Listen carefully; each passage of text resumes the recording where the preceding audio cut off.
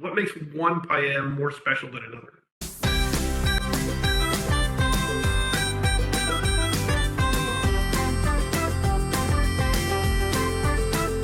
There's something that happens with the rice when it's in a thin layer that it develops more flavor because it gets a certain texture. First of all, when you have a thick layer of rice, it's like it becomes sort of softer and sort of softer and sort of goopier.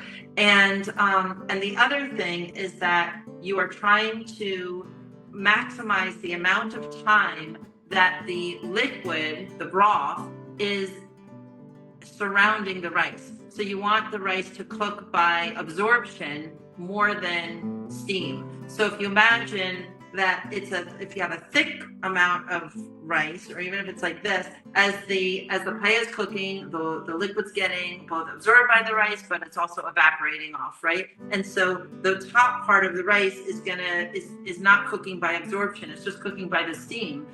The bottom one is absorbing the actual liquid, and you want to increase the amount of time that the rice is doing that because that's where the flavor is. The sokora, which is the caramelized rice on the bottom of the pan, that you want to try to get, you want to like sort of toast the bottom of the rice. You'll get more of that if you have a bigger pan.